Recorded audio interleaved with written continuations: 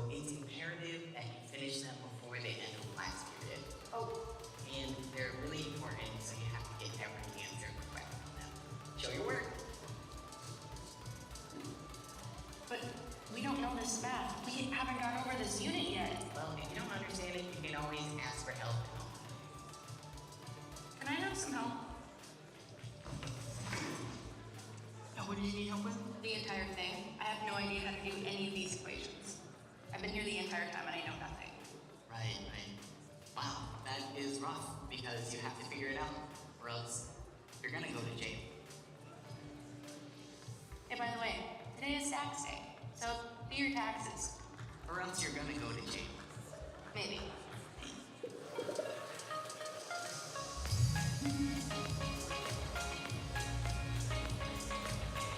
The Research Symposium is happening this Friday in Pulling.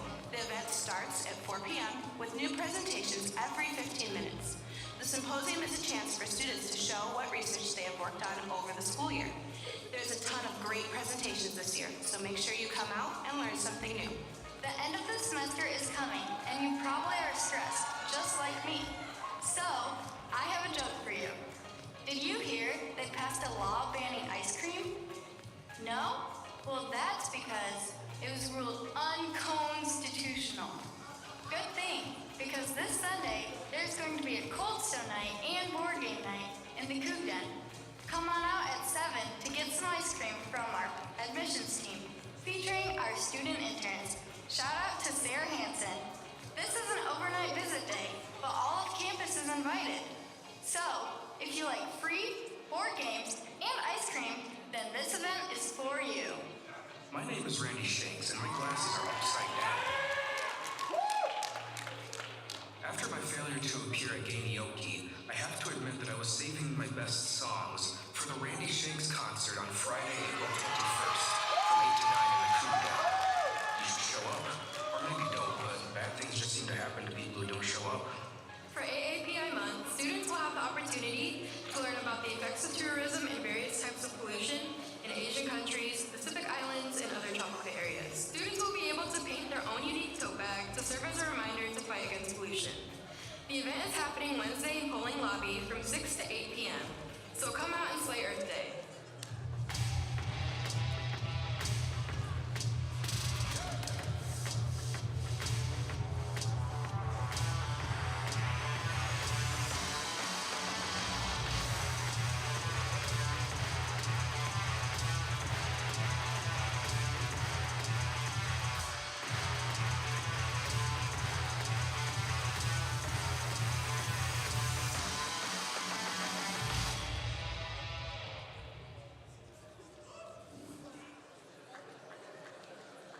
All right, good morning, everybody.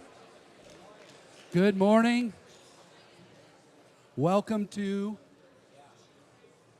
there we go. All right, good morning. Welcome to chapel. I'm filling in for Brian. He is using one of his sanctioned chapel skips today, so he's not here, but we're excited that you are. Want to welcome everyone who's visiting, people who are watching online today as well. A couple more quick announcements. Want to remind you that the housing applications are open until Friday this week. We will begin later on near the end of the week sending out confirmations about your housing and that stuff, so be looking for that in your email. Also want to remind you that Porch Fest auditions are open right now. If you want to audition to be a part of Porch Fest, you just need to reach out to David Brayette. You can email him to set up a personal audition for that event, so it's going to be a good time. We are excited today because our chapel speaker is Dr. Terry Darling. And on Wednesday, our chapel speaker is Dr. Mary Darling. So it is a week of darlings going on this week. But Terry graduated from Spring Arbor in 1978 with a degree in psychology. He is married to Wednesday's chapel speaker, Mary, in 1980 and began working at SAU that same year. He's worn several hats at SAU over the years: director of counseling, chair of the psychology department, dean of the School of Social Sciences, and men's tennis coach. But through all of that time, he's taught in our psychology department and continues to do so. Terry has co-led 20 cross-cultural trips with Paul Nemecek. Terry loves working with students and also loves spending time with their 5 grandchildren. Terry and Mary have adopted a rescue dog, Champ, who you most likely have heard barking at you if you walk or run on the P-Loop. So we're excited to hear what Terry has for us today. We'll get a chance to pray for him in a few minutes, but now Ashley's going to come and lead us in our call to worship. Morning, guys. Our call to worship comes from Psalm 63, 3 through 5. Because your favor is better than life, my lips will praise you. So I will bless you as long as I live. I will lift up my hands in your name. My soul is satisfied as with fatness, and my mouth offers praises with joyful lips. I just wanted to quickly note that we're all stressed, and I can feel it. I've heard it from so many people. There's so many things going on, and I feel it too. I'm overwhelmed, and the end of the semester is coming. And I just want to encourage you all to take advantage of this time to rest in the Lord's presence. Psalm 63, 7 through 8 says, "For you have been my help, and in the shadow of your wings I sing for joy, and my soul clings to you. Your right hand takes hold of me." I pray that we would just all feel that this morning and that we would lift up his name together. Let's praise.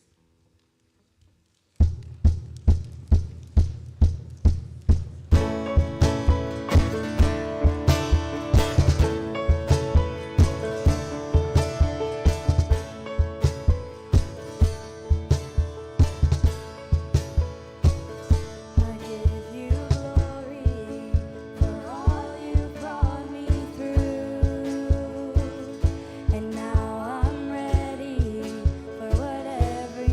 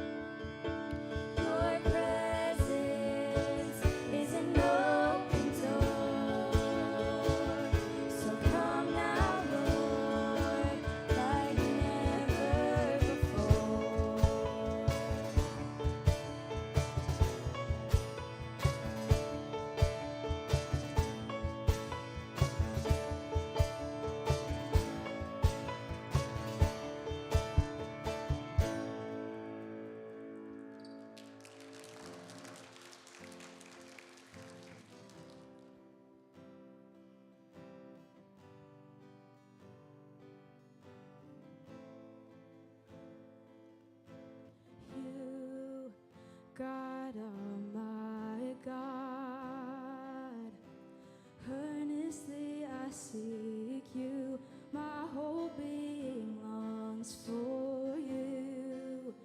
In your house I've beheld all of your power, your glory and your majesty.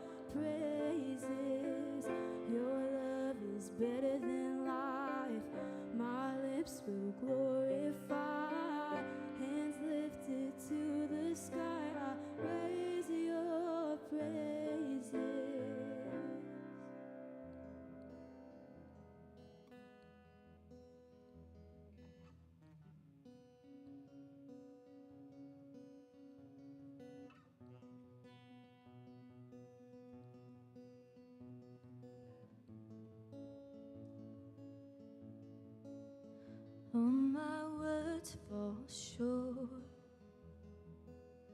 I've got nothing new. How could I express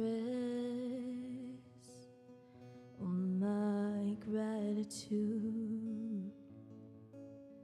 I could sing these songs as I often do, but every song must end, and you never do. So I throw up my hands, praise you again and again, 'cause all that I have is a hallelujah, hallelujah. And I know it's not much, I've nothing else fit for a king, except for a heart singing hallelujah,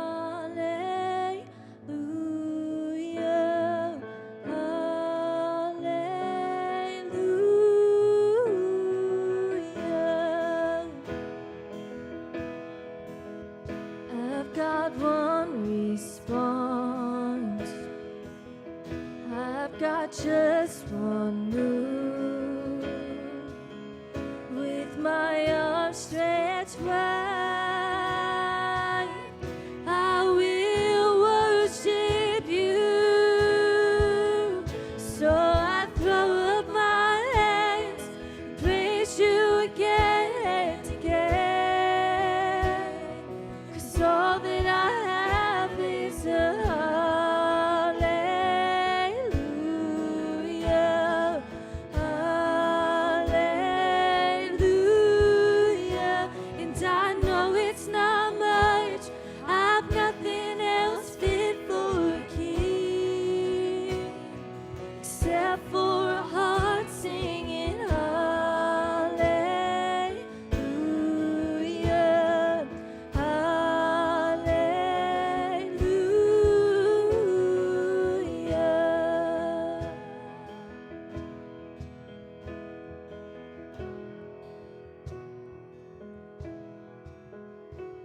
Oh, come on, my soul.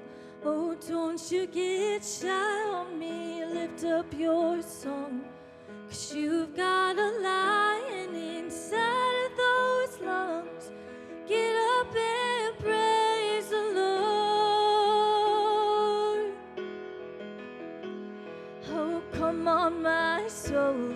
Oh, don't you get shy on me. Lift up your song, 'cause you've got a lion inside of those lungs. Get up and praise the Lord. Oh, come on, my soul. Oh, don't you get shy on me. Lift up your song, 'cause you've got a lion inside of those lungs. Get up and praise the Lord. Oh, come on, my soul. Oh, don't you get shy on me.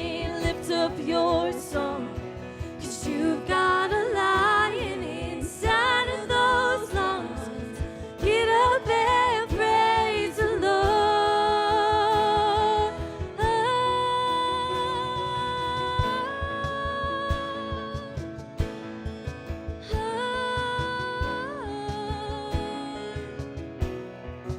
Praise the Lord.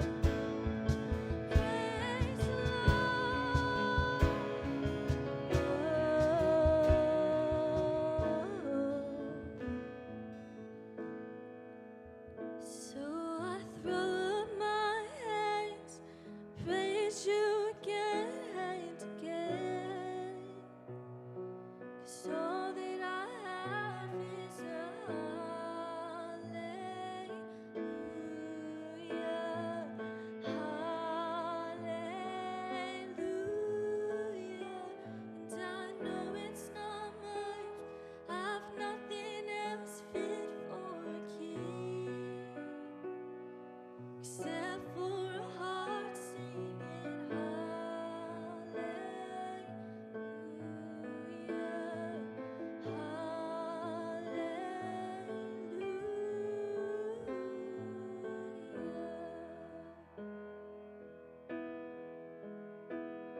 invite Dr. Darling up so we can come pray for him, so anyone who would like to join me can come up as well.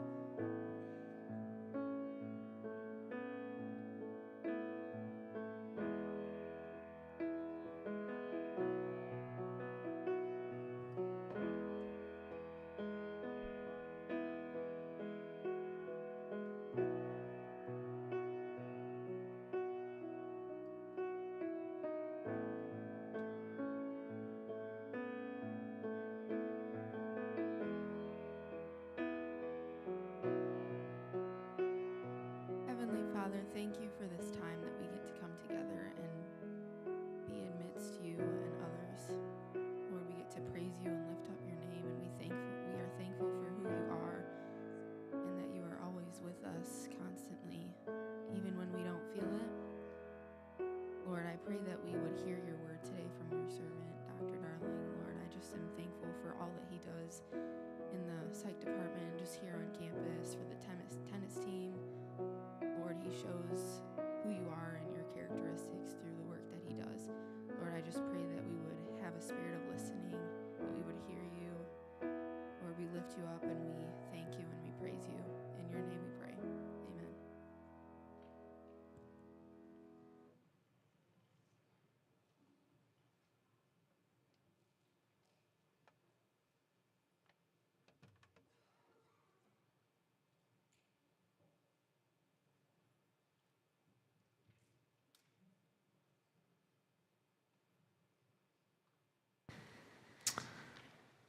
Well, I'm going to thank Brian Kono for giving us this darling week of chapel.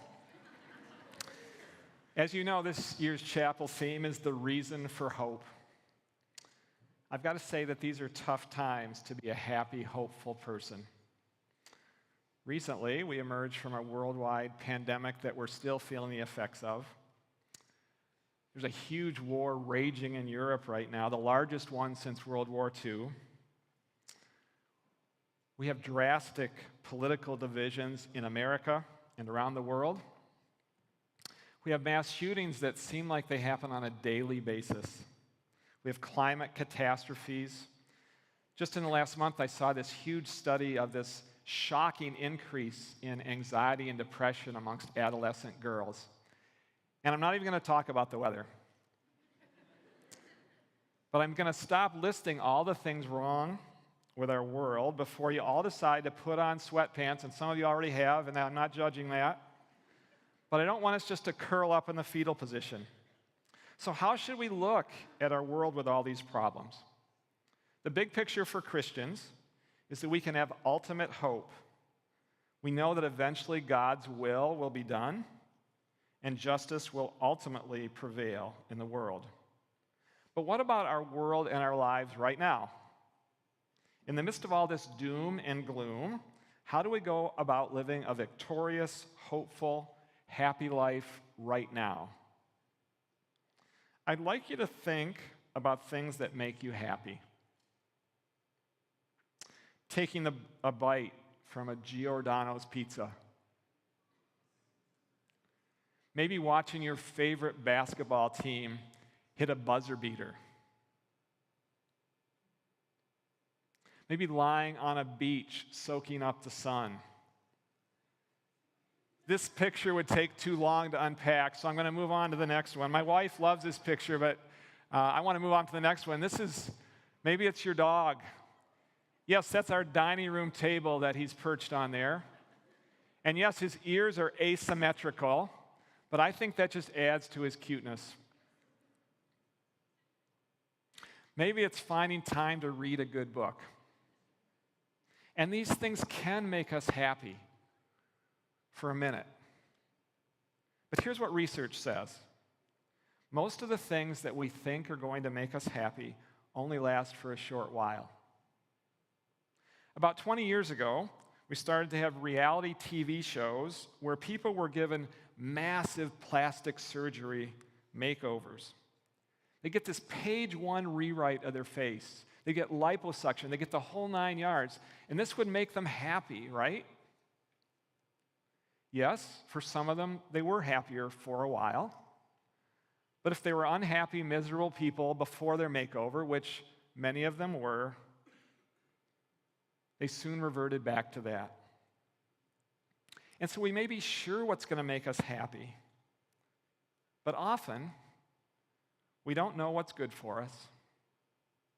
We don't know how our life is going to go in the future, and life is complicated. I don't like things to be complicated. I think I'd prefer a world that was uncomplicated, where I could see around every corner and I knew what was good for me. There's a Chinese proverb that goes something like this. A farmer and his son had a beloved stallion who helped the family earn a living. One day the horse ran away, and their neighbors exclaimed, "Your horse ran away. What terrible luck." The farmer replied, "Maybe so, maybe not. We'll see." A few days later, the horse returned home, leading a few wild mares back to the farm as well.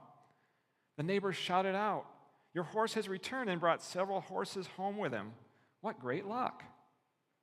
The farmer replied, "Maybe so, maybe not. We'll see." Later that week, the farmer's son was trying to break in one of the mares, and she threw him to the ground, breaking his leg. The villagers cried, "Your son broke his leg. What terrible luck." The farmer replied, "Maybe so, maybe not. We'll see." A few weeks later, soldiers from the National Army marched through town recruiting all the able-bodied boys for the army. But they didn't take the farmer's son, still recovering from his injury. Friends shouted, "Your boy is spared. What tremendous luck." To which the farmer replied, "Maybe so, maybe not. We'll see." The end. Well, that's an unsatisfying story. Maybe so, maybe not. We'll see. You mean we don't always know what's going to make us happy and what's the best outcome for us? The short answer is no. The Apostle Paul said in 1 Corinthians 13, "For now we see through a glass dimly. Now we know only in part." When my wife and I first got married, we were both working here at Spring Arbor, and after a few years enjoying just the two of us, we decided to try to get pregnant. And that's a cringy phrase to me because I never got pregnant, but my wife did. And that's a good thing, right?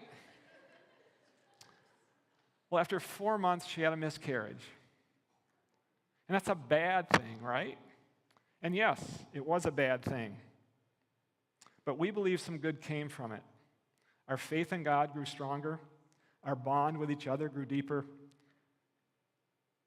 And when we finally had 2 healthy baby boys, I'm convinced that we appreciated them more. Now our boys are wonderful husbands and fathers themselves, and we have 5 grandchildren who make us smile on a daily basis. But we knew none of this was going to happen when we were in the middle of the pain of that miscarriage. Sometimes painful and bitter experiences can give us life-changing insights and make us stronger and better people and Christians. On the other hand, sometimes we get exactly what we want, and it doesn't work out like we thought it would because we couldn't see far enough down the path to realize that what we wanted wasn't what was best for us. And this can be true in many areas of life. I teach a class in positive psychology. This is a field devoted to understanding and promoting the activities and mindsets that help us to become better versions of ourselves and experience greater well-being.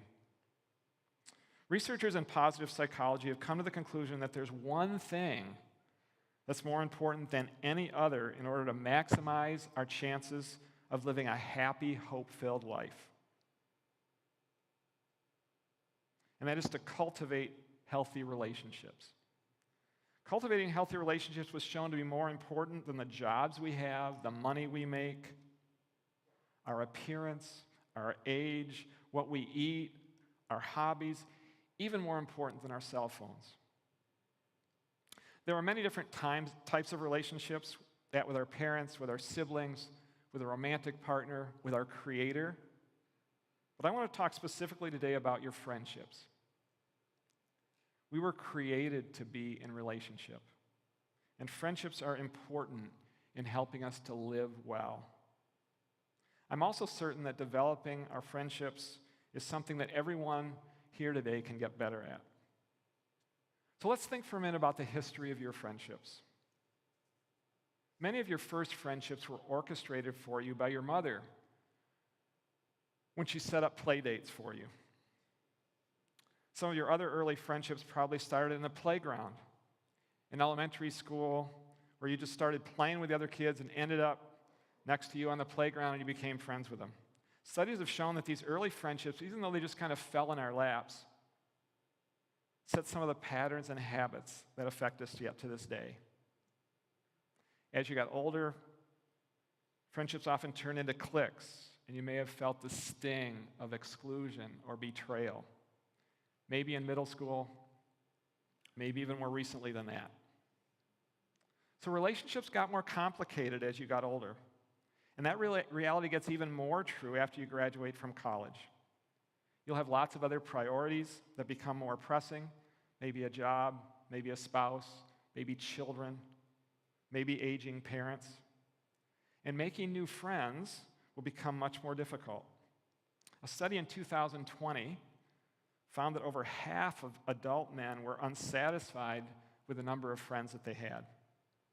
But right now, being part of a residential community like this one, even if you're not living on campus, might just be giving you one last golden opportunity to develop and maintain some of the deepest friendships that you'll ever have. So let's talk about how not to squander this time that you have, even if you're graduating and you only have a month left to work on this. I'd like to share with you 6 suggestions to making and keeping lifelong friends. The first of these, make your friendships a priority. You might think that you already do this, but there are a lot of barriers to prioritizing our friends. We're all busy. It's also easy to take our friends for granted. They're often last on our list. I don't have anything else to do, so I guess I'll hang out with my friends. Even 60 years ago, when C.S. Lewis wrote this great book called The Four Loves, he argued for the importance of friendships and how so few people see the true value of friendship, and I think this attitude is still here today. We also have technological barriers to staying present with the people around us. Just a few days ago, I walked into the polling lobby, and a bunch of students were sitting around this round table. And I'm assuming they were friends because there were other empty tables in the room, but none of these people were talking to each other. They were all on their cell phones. One researcher calls this alone together time. And this isn't a rant about kids these days. If back in the day we'd had this technology, we'd have done the same thing. And I know that social media allows us to stay in contact with people who are not physically present, but it's so easy to cocoon ourselves in our own little virtual world. And this can keep us from developing the friendships with the people who are physically in front of us. Jesus was a good role model for investing in relationships and making them a priority. He didn't have a Twitter account to distract him. But from the accounts in the Gospels, it seems clear that Jesus was fully present and attentive when he was talking to someone. He was also usually patient with some of the comments from his inner circle of disciples. Every once in a while, he'd let one of them have it, telling one of his closest friends, Peter, "Get thee behind me, Satan." That had to sting a little bit if you were Peter. But usually, Jesus patiently explained his parables and answered their clueless questions, and he did it gently and thoughtfully. So that's my first suggestion. Make your friendships a priority. Secondly, don't set the bar too high for your friends. No one's perfect, and we can't expect our friends to meet all of our needs and to never mess up. Someone forgetting your birthday does not automatically qualify them as a toxic person that needs to be eliminated from your life. As I was trying to decide what to say today, I listened to a book by a pastor's wife called Messy, Beautiful Friendships. And at one point, the author talks about some of the things that went wrong with some of her friendships. She devoted a good portion of one chapter discussing a friendship that fell apart. And then she did a post-mortem on it by talking about what she was thinking and then what her friend Amy was thinking. And it was stuff like she would wonder why this woman had so many friends and why there were so many cars at her house and why she didn't invite Christine, the woman who wrote the book. And Amy was thinking, why does Christine have her life so seemingly together when I don't even know who I am? And it went back and forth where both of them were looking through this lens of insecurity and idealistic expectations for their friend, and this led to the demise of their friendship. A corollary to not setting the bar too high for your friends is to also learn to cut your friends some slack for behavior that doesn't make sense to you. Mary, my wife, to whom I've been married for 42 years and who is my best friend, she likes to announce everything that she's doing. For example, she's quick to share that she's going to the bathroom. I don't remember ever telling anyone that I was going to the bathroom. It just doesn't seem necessary to me. But the fact that my wife announces and I don't announce is not a character flaw on either of our parts. And to keep me from trying to see it that way, it's good for me to try to figure out why she might feel the need to share this seemingly unnecessary information. Was it modeled for her as she was growing up? Does she think it might be rude to just disappear from the room without explaining why? Is it a way to stay close to someone who's quieter than her? It could be any of those explanations, or it might be none of them. The point is that we need to remember that the way we do things is not necessarily the only right way to do things. And if we want to have close friendships, we need to avoid looking at our friends' behavior through a judgmental lens. Again, Jesus is a good model for this. He could get disappointed with his disciples. For example, in the garden, when he needed his friends' support the most, they just kept falling asleep. But he didn't write them off. After his resurrection, he returned to them and again patiently answered their questions. So don't set an unattainably high bar, but at the same time, don't set your bar too low either. We do need to be aware of toxic friendships. Healthy friendships are mutual. They're two-way streets. We're there for each other. We look out for each other. We're loyal to each other. And we want what's best for each other. And if you have a friend who's consistently not doing these things, you need to decide if perhaps you should invest less energy in that relationship. Number 4, don't go looking only for an inner circle of people who are just like you. Be open to people who are different from you. And we're not talking here about just different items on pizza that you like. I'm talking about being open to people who have different personalities. Maybe you're an extrovert and they're an introvert, or vice versa. Different ethnicities and racial backgrounds, even people with different political views. Jesus' disciples were shockingly different from each other in personality, in style, yet Jesus chose them anyway. He accepted these guys as they were. They didn't need to censor themselves around Jesus. They could ask him honest questions without fear of ridicule. I've been a coach for a long time. One of the things I like about teams is that your teammates often become your closest friends for the rest of your life. I've been to many weddings. I was at one 2 days ago. And I've been to these weddings where all or some of the groomsmen are from the tennis team.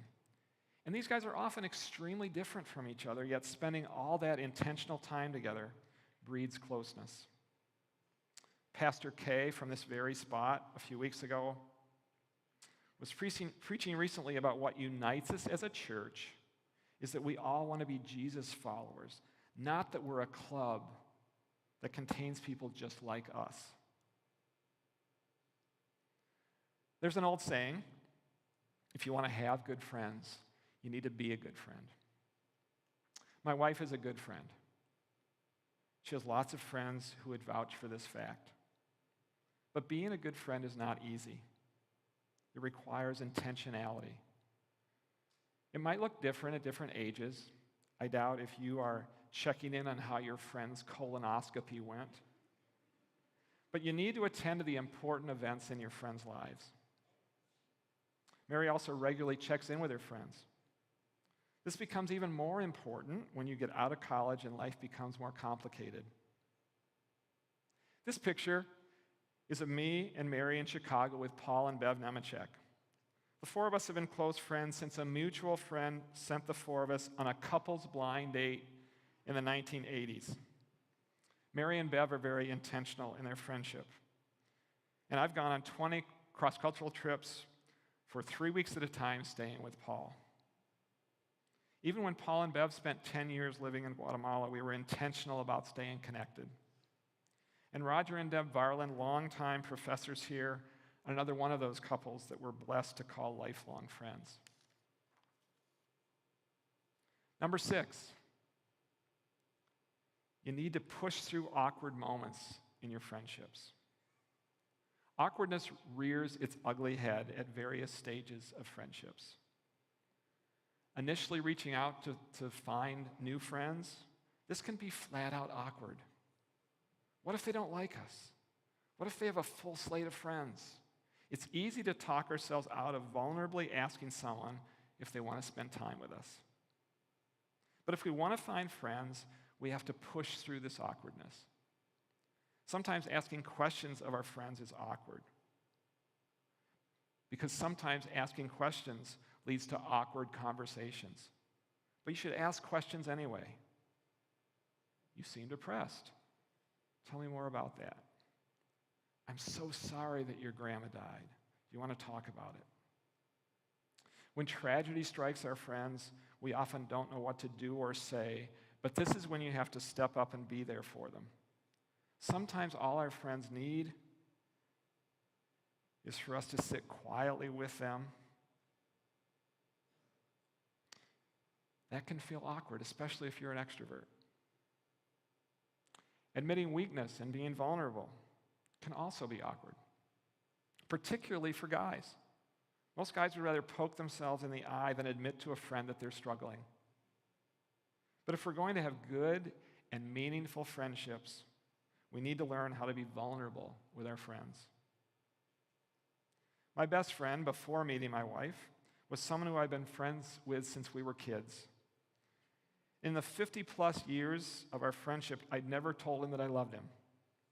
The idea sounded awkward and cheesy and uncomfortable. But I made myself start saying it, and now whenever we have a conversation on the phone, I always end up by telling him that I love him, and it doesn't feel weird anymore. Gordon MacDonald, a Christian writer who has a wonderful story of redemption, wrote a book recently on the resilient life.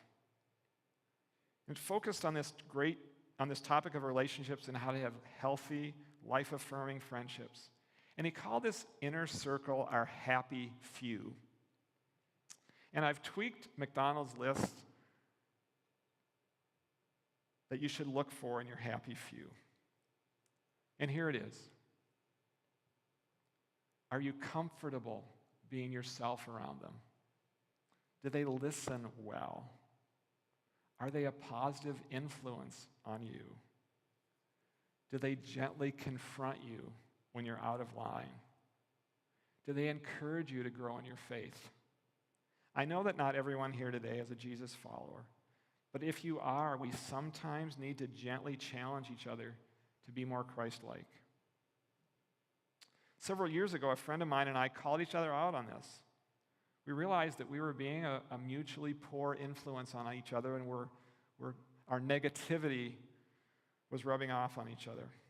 So we scaled back the amount of time that we spent together until we felt that we could be better influences on each other. And it worked. Since that time, our relationship has been much more positive and affirming. Now, it might be easy to answer these questions about your friends. You might have even had people in mind when I went through the list. But let's turn this around.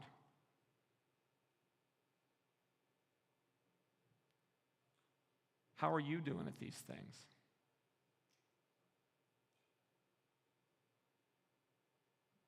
Can they be themselves around you? Do you listen well? Are you a positive influence on them? Do you gently call them out when they need it? Do you encourage them to grow in their faith?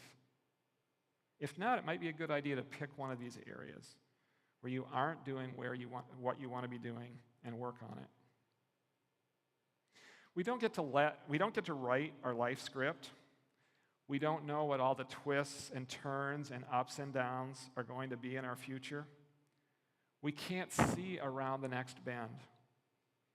But if we develop and maintain strong friendships, we have a support system that can help sustain us when life gets difficult. Let's pray. Lord, I thank you today for my friends. I would ask that you would help us all to see the value in our friends and to be realistic in our expectations for them. Help us to be open to befriending people who are radically different from us. Give us courage in those awkward moments with our friends, and give us wisdom and discernment in knowing how to best support our friends when they're in need. And help us all to challenge each other to be more like you every day. Amen. You are dismissed.